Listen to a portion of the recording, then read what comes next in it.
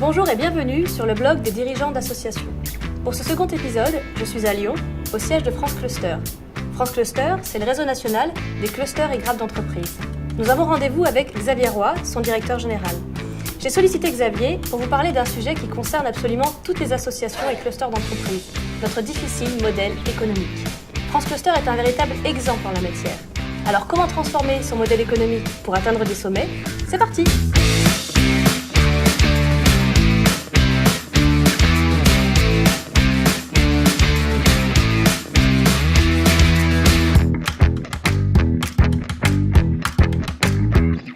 Bonjour Xavier.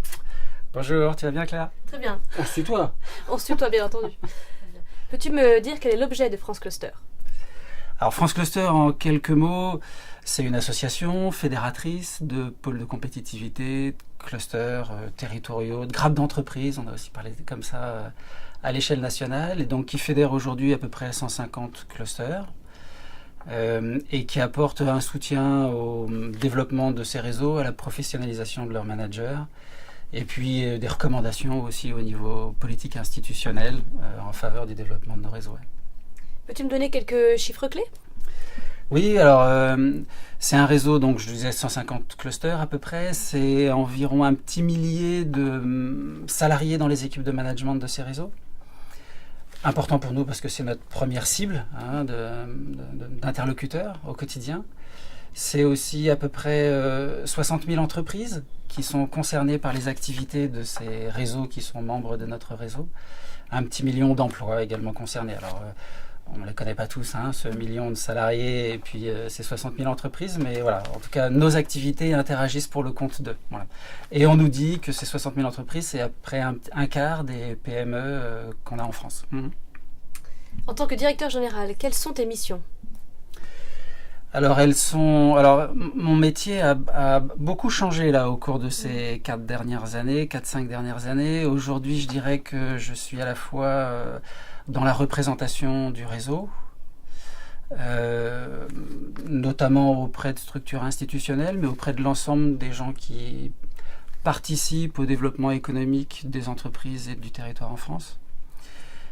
Donc fonction de représentation, j'ai une fonction de management d'équipe, puisqu'on est une petite équipe d'aujourd'hui, tout cumulé d'une petite dizaine de personnes. J'ai une fonction de conception de nouveaux projets et de construction de partenariats autour de ces projets. J'ai une fonction d'animation d'une gouvernance sur un mode autant que possible de management d'intelligence collective, si on peut le dire comme ça. Et puis j'ai peut-être une dernière fonction de proposition d'une vision pour le développement de la structure. D'une vision qu'on révise beaucoup plus régulièrement, et c'est là où mon métier change pas mal qu'on ne le faisait il y a quelques années. Alors vraiment, c'est un peu une révision au quotidien de cette vision partagée qu'on veut pour l'ensemble du réseau. Et justement, quand as-tu intégré France Cluster? Alors moi je suis arrivé chez France Cluster en janvier 2002, donc ça fait maintenant 15 ans.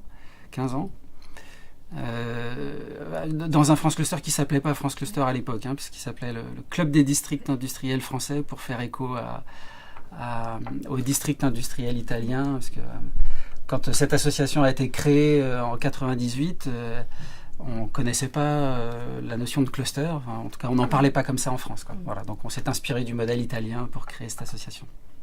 Alors tu étais seul ou tu avais déjà une équipe? Alors j'étais seul. En fait quand moi je suis arrivé en 2002, j'en ai été le premier salarié, c'est-à-dire que pendant 4 ans la SOS avait fonctionné sans salarié, et j'en ai été le premier salarié. J'ai télétravaillé pendant mes 3 premières années et puis on a recruté au bout de la 4e année de fonction. À partir de là, on a recruté pratiquement une personne par an pendant les 6 années qui ont suivi, au gré des projets qu'on a pu faire rentrer. Pour atteindre aujourd'hui cette taille. Alors pour être complet, on est 7 permanents, 7 ETP, et puis on accueille en permanence alors soit des apprentis, soit des stagiaires, voilà, qui viennent compléter l'équipe pour faire cette équipe complète d'à peu près 10 personnes en continu. Quelle est ta petite touche personnelle ? Alors ma touche personnelle, je dirais que j'essaye autant que possible d'être disponible, empathique avec le réseau, et puis dans une force de proposition dynamique, c'est-à-dire que c'est à partir de...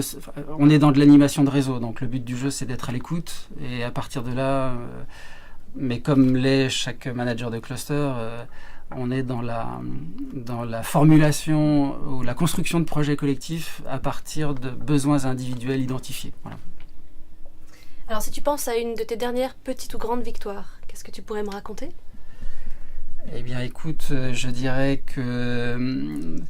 Alors, deux idées me viennent à l'esprit. La première, pas plus tard que la semaine dernière, on a eu un très bel échange avec la Commission européenne sur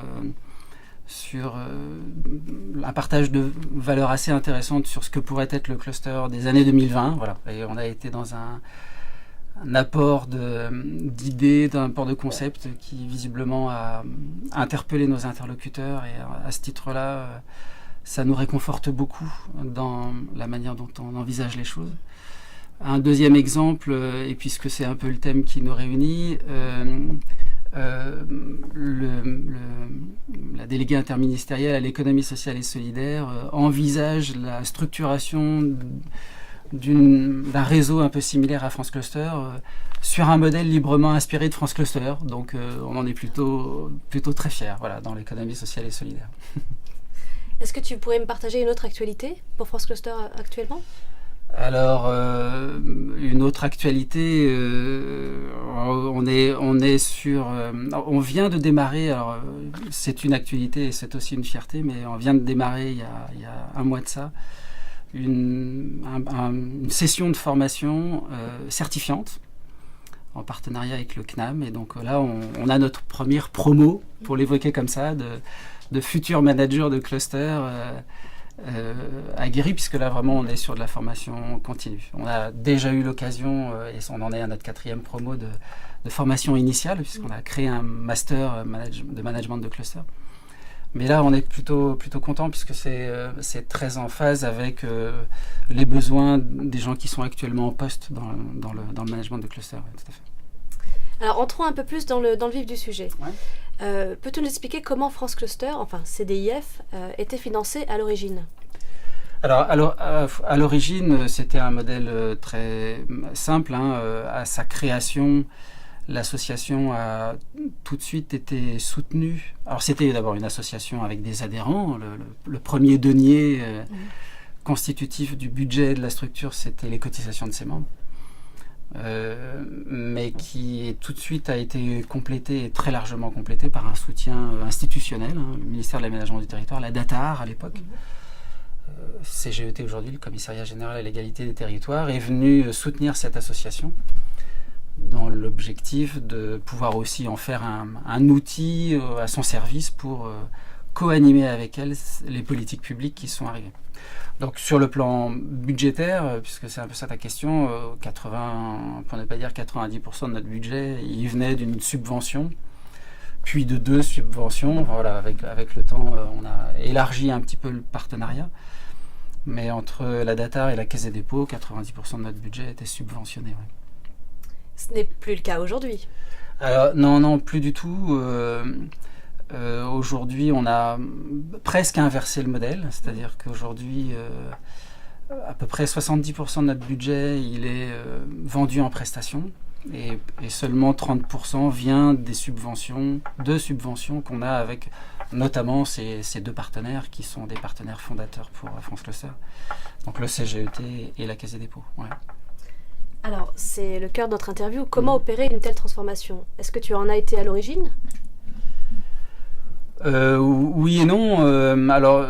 Oui, dans le sens où j'en ai été la cheville ouvrière. Par contre, pas uniquement, dans le sens où c'est vraiment un projet qui est notamment partagé en premier lieu par sa gouvernance et puis par donc, des directeurs de cluster qui portent le projet France Cluster d'une part, et puis aussi par les principaux partenaires, nos subventionnaires. On a quand même eu de leur part une invitation à faire évoluer ce modèle.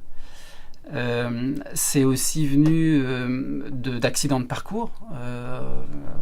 En 2012, puis en 2016, on a eu des accidents dans l'octroi de subventions publiques qui nous ont obligés à opérer des virages soudains.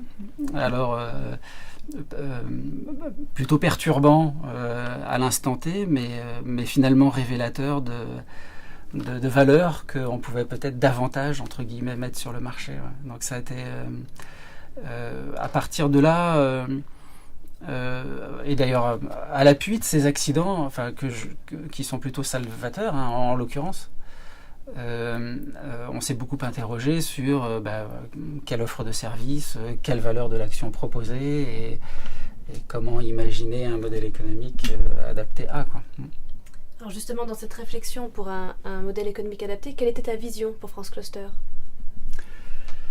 Alors, notre vision de départ, et pour le coup, elle est restée la même, c'était déjà d'être une passerelle, un lieu d'échange entre les managers de pôles de compétitivité, de clusters, de grappes d'entreprise, des gens qui ne se parlaient pas forcément parce que, je ne sais pas si c'est spécifique à la France, mais on a quand même une tendance un peu naturelle à cloisonner nos outils, nos dispositifs et pour le coup certaines structures sur les territoires. Et donc le but du jeu, c'était de pouvoir être une plateforme d'échange plus ouvert qui permettait à l'ensemble de ces acteurs de se rencontrer et d'échanger. Ça a toujours été pour le coup le cas. Hier, dans notre modèle très subventionné, pour le coup, tout était open, tout était très ouvert dans cette idée de dire c'est une plateforme dont vous allez faire vous ce que vous voulez. Dans une optique où il fallait mettre un modèle économique derrière, on a transformé une partie des actions qu'on faisait hier gratuitement en services qu'on s'est proposé de vendre. Parfois à des groupes de clusters, parfois dans des relations individuelles, on pourra venir donner un ou deux exemples. Parfois aussi à d'autres acteurs que nos simples membres, des territoires, qui étaient intéressés par l'expertise qui se dégageait de ce réseau. Justement, si tu devais décrire ton modèle économique actuel pour France Cluster, comment me l'expliquerais-tu ? Alors, je dirais... alors le recul en moins, parce qu'aujourd'hui je suis pas sûr qu'on ait assez de recul pour être capable d'en parler en conceptualisant ce qui s'est passé. Mais je dirais que déjà c'est une somme de modèles économiques, d'actions individuelles. C'est-à-dire que là où hier, effectivement, France Cluster, on regardait son entité, à l'intérieur de ça on développait un programme. Aujourd'hui, on développe toute une série d'actions pour lesquelles on invente des modèles économiques et c'est la somme de ces modèles économiques qui constitue le modèle économique de l'entité France Cluster. C'est une somme et c'est aussi une complémentarité de modèles économiques individuels. C'est-à-dire qu'on s'autorise complètement à avoir des actions qui ont un modèle économique déficitaire. Pourquoi pas, si tant est qu'à côté, on a d'autres actions qui permettent de compléter et en ayant un modèle économique excédentaire, nous permettent au final d'avoir une structure qui au moins atteint cet équilibre. Donc ça c'est une première donnée. Après, je rajouterais que le modèle économique il tient compte d'une diversification importante de nos partenariats. Évidemment, le but du jeu, c'est non pas de viser l'indépendance à des partenariats institutionnels, mais je ne sais pas si ça relève peut-être de la subtilité, mais la non-dépendance à ces partenariats institutionnels, ça oui. C'est-à-dire qu'on ne cherche pas à se passer de l'argent public, loin de là. C'est pour nous un enjeu important d'ailleurs de continuer à travailler avec ces acteurs-là, qui s'intéressent à la communauté des clusters, et à ce titre-là, il ne s'agit pas de travailler sans eux. Mais par contre de travailler de telle manière à ce qu'on ne dépende plus exclusivement d'eux. Et pour le coup, et ça croise complètement avec leur volonté, c'est de cibler leur partenariat sur notamment de l'expérimentation, le développement de projets nouveaux. Donc ça nécessite forcément une diversification importante de nos ressources, publiques ou privées. Donc diversification sur des partenariats privés, sponsoring, ou des partenariats publics en diversifiant, c'est-à-dire en travaillant avec d'autres acteurs, et non plus seulement étatiques au niveau national. On discute et on travaille beaucoup avec les régions, on travaille pas mal avec l'Europe que je citais tout à l'heure. On travaille même parfois en infra-régional, c'est-à-dire avec des agglomérations, des métropoles, voire même des communautés de communes. Donc voilà, donc on est amené maintenant à multiplier ces partenariats qui assurent alors oserais-je dire une pérennité, je ne sais pas, mais en tout cas une assise un peu plus sereine pour France Cluster. Ouais. Est-ce que tu arriverais à nous donner une méthodologie pour réussir à transformer son modèle économique ? Est-ce possible ? Alors, je voudrais surtout pas paraître pour le sachant, mais ce que je retiens... alors, je vais plutôt parler de l'expérience France Cluster.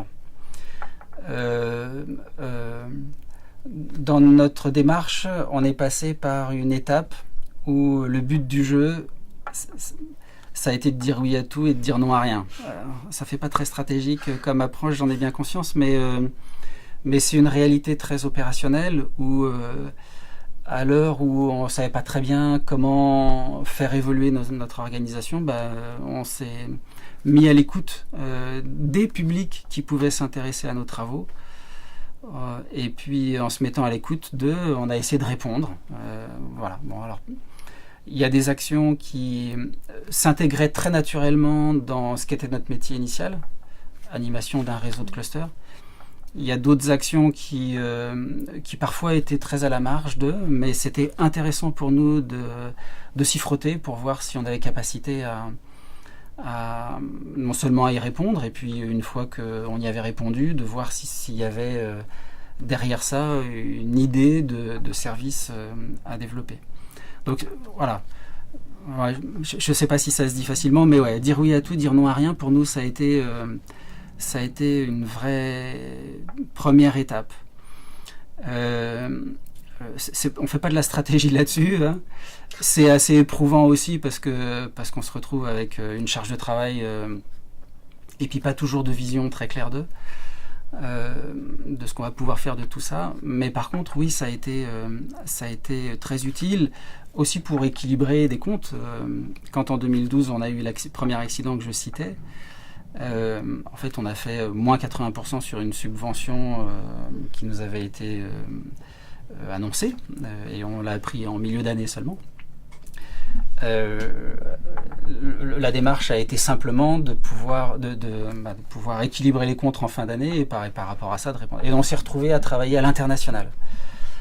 On a vendu de la prestation, on a vendu de la formation à l'international, on a vendu de l'accueil de délégations en France pour des étrangers, on a vendu de l'accompagnement à tel ou tel ministère sur des réflexions qui se posaient sur l'émergence de clusters.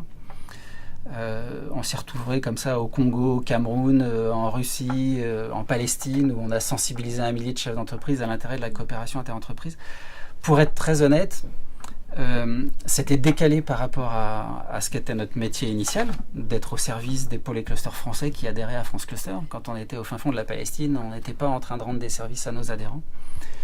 Cependant, ça nous a permis, premièrement déjà d'équilibrer les comptes, ça c'était une première chose, et puis surtout de constituer un réseau international de clusters qu'aujourd'hui on met à la disposition de nos membres. Donc en fait, se dire oui à tout, dire non à rien, nous a permis de créer une valeur nouvelle qu'aujourd'hui on offre en service auprès de nos adhérents. Donc finalement, on s'y retrouve pas mal. J'imagine que se dire oui à tout, dire non à rien, faut pas que ça dure trop longtemps, mais voilà. Ça c'est la première étape. Une deuxième étape, c'est sur cette base-là de construire une véritable offre de service. Alors qui se construit avec son public cible, ou sa clientèle.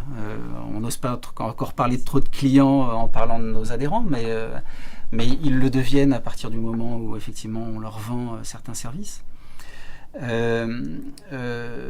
Et puis en élargissant pourquoi pas la base de cette clientèle, en s'adressant, comme on l'évoquait tout à l'heure, à des territoires qui s'intéressaient à la problématique cluster, qui voulaient structurer des filières sur leur territoire et qui se disaient tiens, outil cluster oui non. Et on pouvait intervenir là, nous, pour alors non seulement les conseiller, mais aussi pourquoi pas les mettre en relation avec ce qui constitue notre valeur ajoutée, c'est-à-dire l'expertise de l'ensemble de la communauté que représentait France Cluster, quoi. Voilà. Donc cette deuxième étape, c'est la construction de cette offre. Cette offre, pour nous, elle passe aussi par la construction de l'offre. Elle passe aussi par l'idée qu'il faut surtout pas hésiter à rejeter des actions ou des services qui marchaient bien, mais pour lesquels on identifie à regret qu'il n'y a pas de modèle économique possible. On l'a fait. Ça a parfois d'ailleurs été pas très apprécié dans le réseau, que telle ou telle action ne le fasse plus. Ça s'explique. Quand on explique qu'on n'a pas les moyens de faire, les gens comprennent. Et de privilégier pour le coup certaines autres actions qui, elles, rentrent dans un cadre de financement. Alors, ça c'est peut-être la troisième étape, c'est faire le tri dans ce qu'on fait. Sachant que voilà, il n'y a pas de règle a priori. Le but du jeu, c'est d'épouser le marché entre guillemets dans la construction de cette offre. Faut que l'offre qu'on va développer rencontre un besoin. Donc ça, c'est peut-être la quatrième étape, c'est expérimenter. Ne pas hésiter. Et là, on trouve des partenaires, notamment publics, qu'ils soient nationaux ou territoriaux, et qui accompagnent bien volontiers l'expérimentation. Ce qui est intéressant dans ce cadre-là, et d'ailleurs pour remporter leur adhésion et leur même cofinancement, ce qui est intéressant, c'est de discuter avec ces partenaires de leur posture de partenaires d'expérimentation. Qui dit expérimentation dit que ce ne sera pas ad vitam aeternam. Donc on imagine une stratégie de sortie pour ces acteurs-là, dont ils sont friands, parce qu'ils s'inquiètent à l'idée qu'on puisse revenir à la soupe tous les ans. Donc leur évoquer l'idée qu'on a déjà imaginé leur sortie, ça les rassure. Voire même en allant un peu plus loin dans la discussion avec eux, c'est-à-dire en leur présentant non plus un budget prévisionnel d'une action, mais un business plan. Et derrière cette notion de business plan, l'idée qu'éventuellement même on pourrait aller jusqu'à leur rembourser leur participation sur certains projets. Voilà, donc c'est la quatrième étape, mais encore une fois, nous, ça ne s'est pas fait à l'instant T, ça s'est fait dans le temps. On a vraiment eu l'impression de petit à petit construire aussi les projets sur lesquels on allait chercher ces partenaires, qu'ils soient publics ou privés, dans cet état d'esprit un peu nouveau où on proposait à nos acteurs non plus de subventionner, mais de s'inscrire en partenaire, non plus de venir en partenaire ad vitam aeternam, mais que d'une partie au lancement, à l'émergence de ces projets-là, en leur disant qu'ils n'étaient pas là pour subventionner, mais qu'ils investissaient dans des projets, et nous, non plus en allant les voir avec un budget prévu, mais un business plan, quoi, de nos initiatives. Ouais, ça a été plutôt structurant. Voilà ce que je pourrais essayer de dire sur la manière dont on a essayé de travailler de notre côté. Encore une fois, je n'ai pas prétention à... Alors, j'ai non plus pas prétention à dire que c'est un modèle adaptable à l'ensemble des structures associatives. On le vit même dans la communauté de clusters que l'on fédère, qui sont tous ou à 99% organisés sous la forme associative. On constate aujourd'hui que... allez, c'est peut-être un peu caricatural, mais en gros, à chaque cluster son modèle économique. Et le but du jeu, c'est surtout pas d'imposer une forme de modèle et ni une forme de méthodologie pour construire son modèle à une autre. Au contraire, je pense que là-dessus, on vit dans un monde qui bouge et le but du jeu, c'est d'accompagner ce mouvement-là. Ouais. Est-ce que tu aurais des exemples à nous donner pour nous montrer cette concrétisation d'une transformation de modèle économique ? Oui, tout à fait. Je vais prendre un exemple alors, qui n'est pas emblématique de France Cluster, mais qui est plutôt emblématique par contre de cette transformation, l'international. En 2015, l'international a représenté, quand je dis l'international, c'est les actions que France Cluster a vendues à l'international, ont représenté un peu plus de 40% de notre budget annuel. Donc on avait un budget qui s'est monté à presque 1 million d'euros, et donc 400 000 euros venaient de l'international. Ce qui est intéressant, ce que j'évoquais, c'était cette idée que la saisie d'opportunités pouvait derrière se transformer en service qu'on pouvait apporter à nos adhérents. Ce qui est intéressant, c'est que la saisie de ces opportunités internationales nous a aidé à constituer un réseau international dans lequel France Cluster aujourd'hui baigne. On a des collaborations avec un peu plus d'une vingtaine de pays aujourd'hui.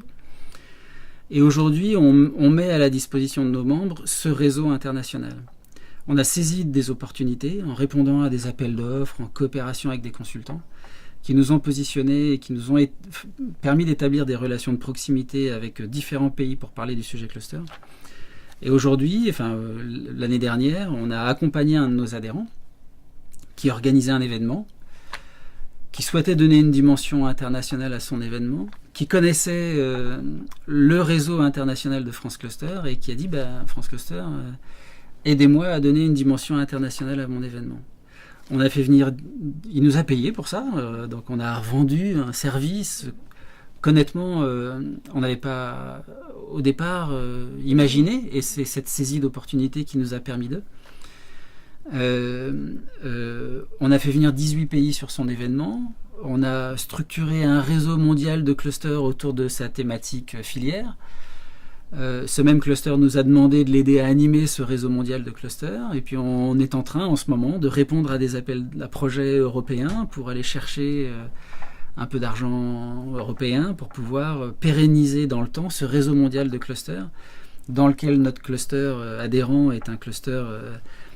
il est au cœur de ce réseau-là et ça l'aide à bâtir sa stratégie internationale. Donc on est vraiment dans cette logique où cette saisie d'opportunités nous a permis de développer un nouveau service sur lequel d'ailleurs nos adhérents ne nous identifiaient pas spontanément, à juste titre. On est d'abord un réseau de clusters français et a priori on n'a pas forcément à aller chercher de l'info à travers le monde. Et aujourd'hui, on en fait une offre de service qui se dédouble, parce qu'on est à la fois sur le réseau international et sur l'accompagnement au développement de projets européens. Donc voilà, un exemple très concret d'action qui nous a permis aujourd'hui, dans l'équipe France Cluster que je citais tout à l'heure, d'avoir 2 personnes dédiées à cette dimension internationale. Ce qui n'est pas rien dans une équipe d'une petite dizaine de personnes, 2 personnes dédiées. Est-ce que vous avez eu conscience pendant toutes ces années de transformation et de réflexion, de mener en fait une vraie stratégie marketing? Alors non, honnêtement non.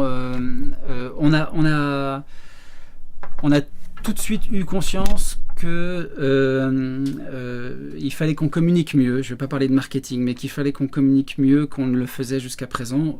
Aussi parce que d'ailleurs ça a été un renvoi d'informations que nous a très vite apporté notre réseau élargi, partenaires et adhérents. On ne sait pas bien ce que vous faites, on ne sait pas toujours bien ce que vous faites, ou on n'a pas l'information complète. Donc ça a été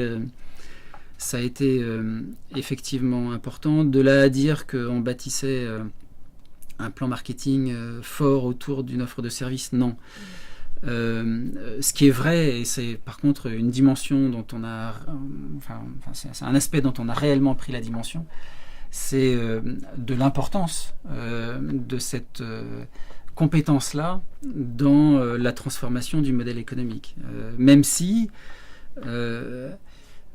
et c'est un vrai sujet, même si c'est pas une fonction ou c'est pas une compétence, je l'évoque parce qu'on a recruté une personne qui est chargée de com chez France Cluster, je pense que c'est en lien avec... où ça participe aussi à la transformation de notre modèle éco. Même si je pense que cette compétence, elle se vend pas en elle-même. On n'a pas un service auprès de notre communauté pour vendre de la com ou de l'accompagnement à la com. En tout cas, elle est très structurante pour développer notre nouveau modèle, notre nouvelle offre de services, etc. Alors, tu parlais de changement et de transformation. Ton conseil d'administration, il t'a toujours suivi ? Alors, oui. Le conseil d'administration, le président de France Cluster en tête, le conseil d'administration de France Cluster est composé de directeurs d'associations qui rencontrent tous cette problématique,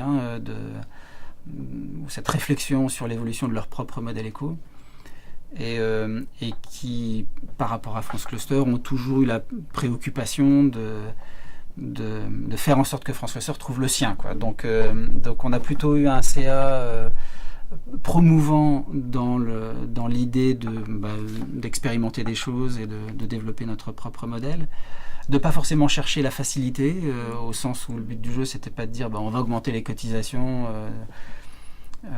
pour équilibrer les choses, mais plutôt de chercher des idées nouvelles. Et le président de France Cluster, Jean-Luc Ancel, est par nature, il dirige un cluster, un pôle de compétitivité qui aujourd'hui est une belle réussite, avec un modèle économique qui aujourd'hui lui est sans doute très propre, mais qui a atteint des sommets, pour reprendre l'expression que tu évoquais. Ouais, tout à fait. Ouais. Donc non seulement très soutenu, mais en plus de ça parfois même proactif dans la formulation de propositions d'idées. Voilà, ça c'est vrai du conseil d'administration. Ce qui par contre me paraît important, ta question, je la renvoie surtout à une réflexion qu'on a pu avoir nous dans la transformation de notre modèle économique, c'est que mine de rien, dans le milieu associatif, la transformation du modèle, elle passe par une adhésion qui va bien au-delà des frontières de ce que représente l'association.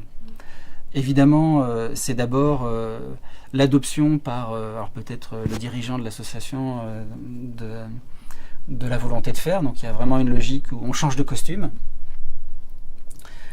Ça, à la rigueur, c'est pas forcément le plus difficile. Quand on a décidé de le faire, on le fait. Faut convaincre une équipe. On est dans nos assos, on est plutôt dans des associations composées d'équipes qui sont plutôt légères, donc on peut partir de l'idée que ça va se faire assez facilement. Ça a été le cas chez France Cluster. L'ensemble de l'équipe s'est beaucoup mobilisé autour de cette recherche-là. Ça a été une grande chance et une grande satisfaction pour moi. Cependant, on s'aperçoit aussi que c'est pas parce que la gouvernance, on va le mettre là, dans ce même bain-là, c'est pas pour autant que l'ensemble de cette équipe dirigeante et équipe opérationnelle a accepté de faire ce virage-là, que le bateau il tourne à 90 degrés et puis il part dans une autre direction. Ça a été notre cas. On a eu l'impression de faire un virage à 90 degrés, mais de continuer à aller tout droit.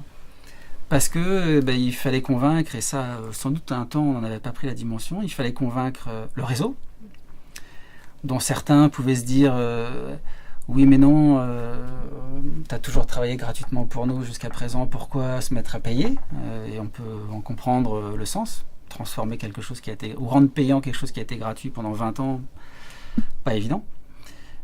C'était vrai des partenaires institutionnels.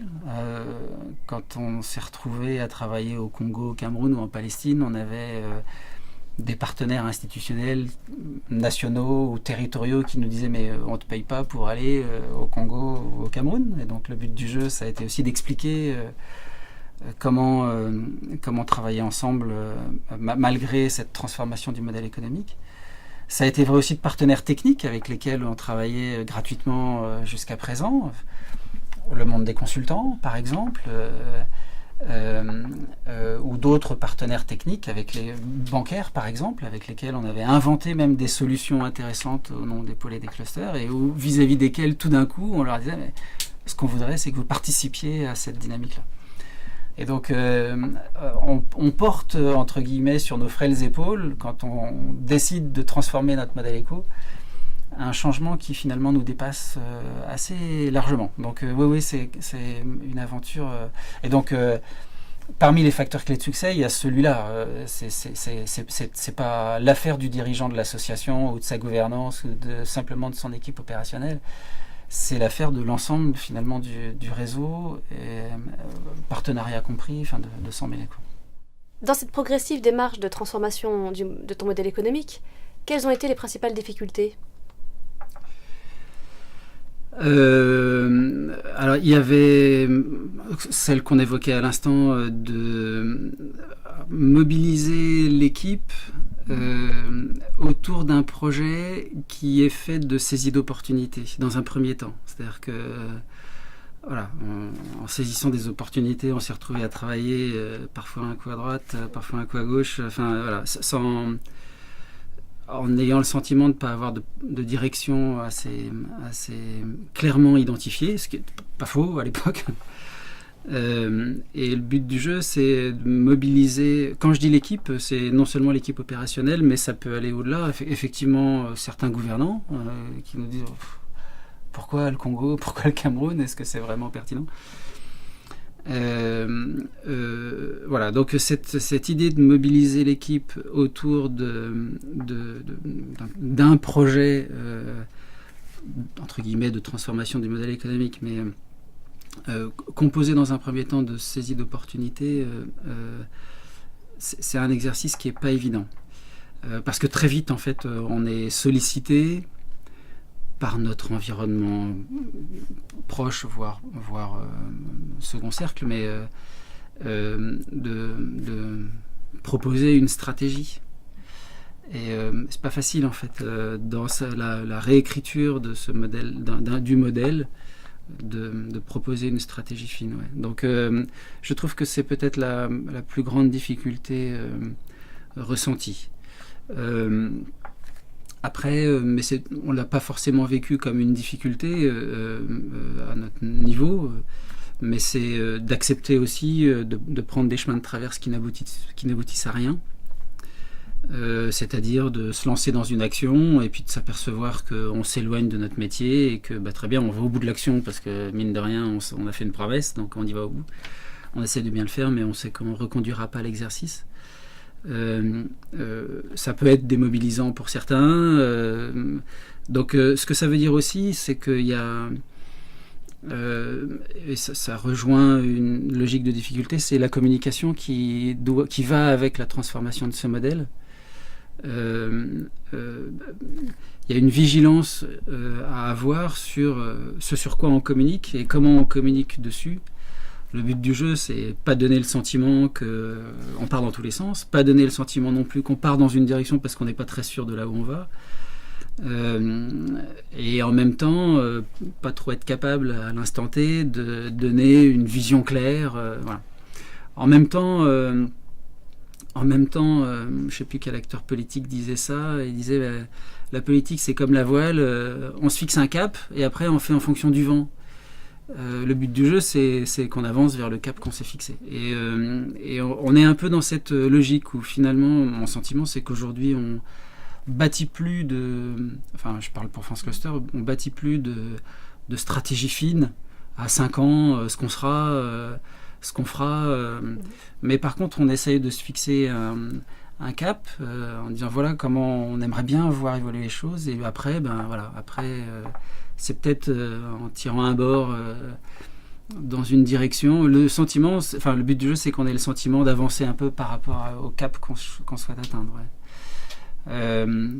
Je pense que la deuxième difficulté, mais qui rejoint cette première, en tout cas celle qui me vient vraiment à l'esprit, c'est celle-là, quoi. C'est de mobiliser l'ensemble des acteurs qui comptent dans cet environnement-là, dans l'environnement de la structure. Tout à l'heure, tu me posais la question du modèle économique de France Cluster. Ce qui est certain, c'est que même si ce n'est pas les adhérents de France Cluster qui payent le travail de France Cluster, les cotisations représentent 1/10 de notre budget à peu près. Il n'empêche que c'est la première pierre, c'est celle qui nous donne la légitimité et c'est sans doute celle qui... c'est le premier denier qui fait l'effet levier sur la mobilisation des partenaires institutionnels. Et la mobilisation des partenaires institutionnels fait l'effet levier pour aller mobiliser d'autres partenaires sur les territoires, voire même de sponsors, parce qu'on a une crédibilité public, je vais parler de France Cluster, voilà. Donc c'est et ça je vais l'évoquer comme une vraie difficulté, c'est que même si par la diversification des partenariats, on a le sentiment qu'on n'est plus dépendant de l'un ou de l'autre, il n'empêche que nos partenaires restent très interdépendants les uns des autres et que tout ça reste un château de cartes bien fragile. Voilà. Donc je trouve qu'une des difficultés aujourd'hui dans la transformation et dans la pérennité des nouveaux modèles ou du nouveau modèle qui est le nôtre, qui est sans doute un modèle qui continuera à évoluer, peut-être que je l'évoquerai juste après, mais on reste très fragile parce qu'on continue à travailler avec des gens qui sont interdépendants les uns des autres. Voilà. Donc ça c'est une vraie préoccupation plus qu'une difficulté. Il y a un équilibre à trouver entre tous ces gens-là. Après, je voudrais surtout pas donner le sentiment à travers ce témoignage qu'on a fait le virage. Le sentiment que j'ai aujourd'hui, même si on a effectivement inversé nos ressources publiques, privées, j'ai quand même le sentiment aujourd'hui qu'on est au milieu du gué. C'est-à-dire qu'on a fait le premier virage, on l'a fait, la diversification, la redéfinition d'une offre de service, on l'a fait en saisissant des opportunités. Okay. Maintenant, le but du jeu, c'est de transformer l'essai, de confirmer ce virage. Et en fait, alors, j'ai le sentiment que la transformation du modèle, elle sera véritablement opérante quand on sera capable de provoquer des opportunités. Voilà. On sait saisir des opportunités, on sait être agile, flexible. Maintenant, notre problème aujourd'hui, c'est que il faut que les opportunités viennent à nous. Là, on sait les saisir. Le but du jeu, c'est qu'on soit capable de dire à l'extérieur et de faire passer le message comme quoi on est capable et de provoquer ces opportunités pour qu'elles viennent à nous. Aujourd'hui, si elles ne viennent plus, on se retrouve... tout peut s'arrêter à nouveau. Quoi. Voilà. Donc je pense qu'on est au milieu du gué. Maintenant, il faut passer de la saisie d'opportunités à la provocation de ces opportunités. Je pense qu'on n'est pas au bout de notre chemin.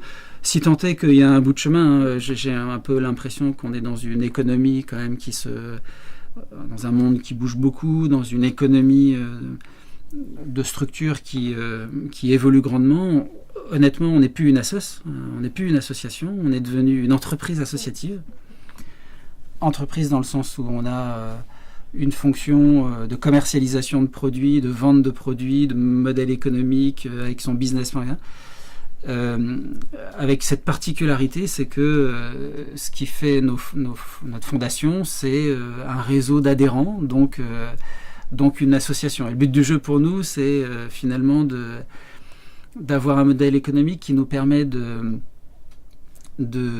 générer une plus-value sur les services qu'on va vendre pour pouvoir financer par cette plus-value l'animation de notre réseau. C'est ça notre force ou notre caractère différenciant, si je peux l'évoquer comme ça. Donc il faut qu'on investisse dedans et en gros il faut qu'on aille chercher l'argent qui va nous permettre d'investir dans notre réseau. C'est une difficulté de comprendre ça. Passer de l'assoce à l'entreprise associative, passer de cette logique de proposition d'accompagnement gratuit à une vente de services payants, c'est une vraie difficulté pour nous, surtout après 20 ans d'existence, de nous mettre à vendre des choses qui étaient gratuites hier. C'est pour ça qu'on a développé d'ailleurs pour la communauté un module de formation autour de ce qu'on a appelé la vente efficace et décomplexée, parce qu'en fait on se dit mais il faut c'est une nouvelle fonction dans nos réseaux associatifs, pas que chez France Cluster, c'est vrai aussi dans les polyclusters, qu'il faut que petit à petit on accapare, quoi. Donc d'ailleurs on en voit certains polyclusters qui recrutent des profils chargé d'affaires, voilà. Là où il y a quelques années on n'avait pas ce type de profil dans nos réseaux. Voilà, donc ça c'est une vraie difficulté. Alors, ça peut se faire en interne, hein, ça peut se faire en interne, c'est-à-dire en s'appuyant sur les compétences des gens qui sont dans l'équipe. Ça peut se faire en internalisant des compétences nouvelles et qui vont être très tournées sur cette fonction commerciale. Ça, c'est une chose importante, les compétences au sein... Parce que mine de rien, la transformation du modèle économique impose une évolution des compétences dans, pas seulement le management, mais dans l'ensemble de l'équipe opérationnelle du réseau. J'allais te demander justement quels avaient été les éléments facilitateurs dont tu as eu ton équipe. Alors oui, bien sûr. Je pense que c'est le premier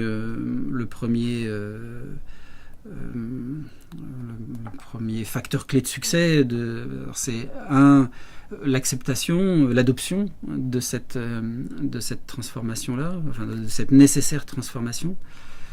Et puis même au-delà de l'acceptation, de la prise en main, c'est-à-dire que pour le coup, même si dans mon job au quotidien il y a une fonction commerciale que j'avais pas il y a 5 ans, à travers ma démarche de représentation ou d'alliance avec des nouveaux partenaires, de montage de nouveaux projets, il n'empêche que derrière, quand il s'agit de vendre de la formation, de vendre de l'événementiel, de vendre... c'est l'ensemble de l'équipe qui s'y colle là. Et donc pour le coup c'est vraiment quelque chose qui est fondamental. Je pense que c'est vraiment le point clé de la démarche. Par contre, entre le dire et le faire, entre dire c'est quoi ton offre de service et puis mettre concrètement quelque chose derrière, ou dire il faut que tu transformes, il faut que tu développes des services et puis mettre concrètement quelque chose derrière, ça c'est derrière l'équipe opérationnelle qui le fait. Alors voilà, c'est une condition d'être à l'écoute de ces gens-là. Le but du jeu, c'est pas de s'enfermer dans son coin puis de redessiner le modèle économique et puis de dire à partir hop, je le sors et puis ça y est, il est tout beau, il n'y a plus qu'à l'acheter. C'est un projet collectif. Ouais. C'est de l'accompagnement au changement.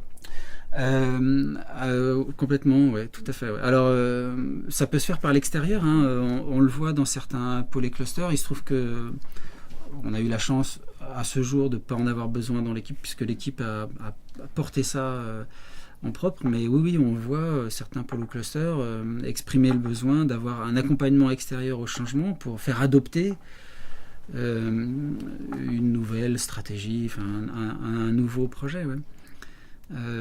Mais oui, tout à fait, on est dans cette démarche-là. Ouais. Alors, on est au milieu du gué. Si on regarde un peu en arrière, est-ce qu'il y a des choses que tu ferais différemment ? Je dirais que je voudrais davantage prendre en considération les spécificités de chacun des partenaires qu'on a essayé de mettre autour de la table dans ce grand projet France Cluster. Peut-être par facilité, je ne sais pas si on peut le dire comme ça, mais en essayant d'être cette plateforme ouverte que j'évoquais au début, on a voulu mettre tout le monde sur un même plan. On s'aperçoit quand même qu'à l'heure où justement on est en train de proposer des offres de services, et là on s'adapte plus que jamais à nos interlocuteurs comme des clients qui ont des besoins très spécifiques. Sans doute, il est important, plus important que jamais, de tenir compte de la spécificité de chacun de ces acteurs-là. Alors ça peut passer par plein de choses, la création de commissions techniques, ou de groupes de travail, ou d'offres de services qui aujourd'hui sont très différenciées. Il y a peut-être une démarche autour de la spécificité de chacun des acteurs qu'on fédère aujourd'hui dans le réseau qu'il aurait été davantage utile de prendre en considération. Si un dirigeant d'association souhaite transformer son modèle économique, par quoi est-ce qu'il doit commencer ? Alors peut-être même plus que ce que nous on a fait, se mettre à l'écoute de son public cible. Je pense qu'en fait la principale qualité première, quand je dis première, c'est première étape, ça va être d'ouvrir grand ses oreilles pour essayer de capter, saisir des opportunités que j'évoquais tout à l'heure, de capter des potentiels signaux faibles sur lesquels le réseau pourrait être attendu, mais qui ne s'expriment pas facilement. Personne n'a la solution aujourd'hui. Enfin, il y aurait un modèle économique alternatif, ça se saurait. Ce serait même pas une question, on ne serait pas là à en discuter. Donc ça n'existe pas. Donc pour le coup, le but du jeu, c'est d'aller chercher ces informations qui se dévoilent pas facilement, sur lesquelles pourrait se positionner l'association et donc son dirigeant. Donc je pense que la toute première étape, c'est celle-là. Alors, ça passe pas forcément par, à mon avis, une enquête de satisfaction sur les services offerts. Ça passe pas forcément par un sondage auprès de l'ensemble de la communauté confédère. Ça passe sans doute par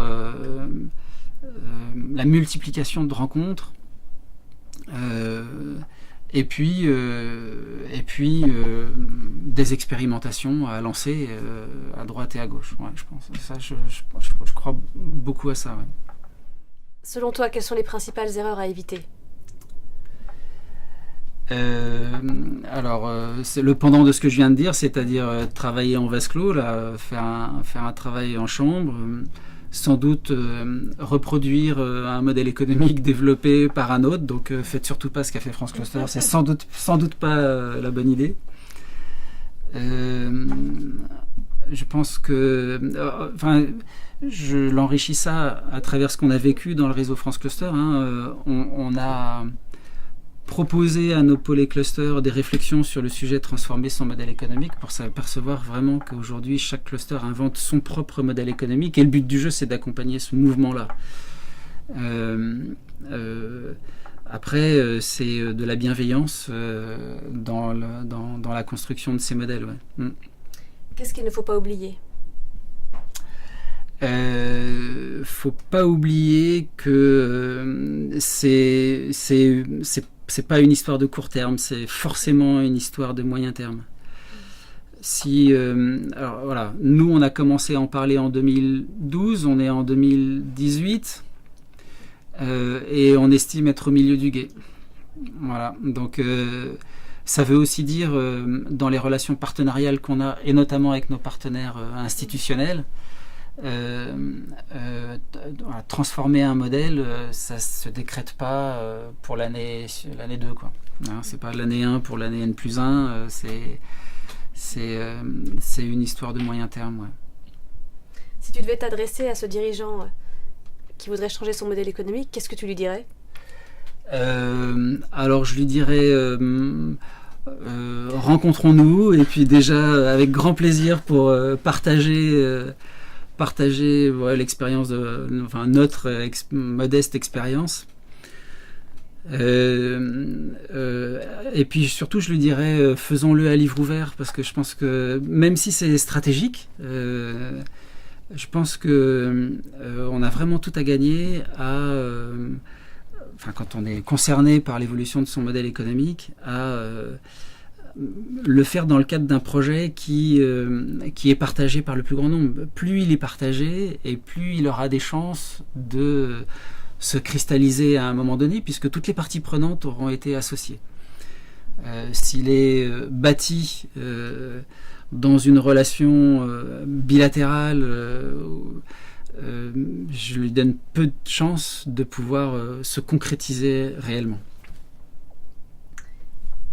J'ai sans doute oublié de te poser une question. Est-ce que tu voudrais ajouter quelque chose ? Écoute, non, je suis ravi de partager cette expérience, si ce n'est pour dire que le prochain interviewé sur ce sujet-là, je serais ravi d'entendre son témoignage pour savoir si il partage ou pas les points forts ou les écueils évoqués dans notre propre expérience. Mais non, impeccable. Merci. Merci Xavier. Avec plaisir. Merci à Xavier et toute l'équipe de France Cluster, merci à ma super team technique, et enfin merci à vous pour votre présence.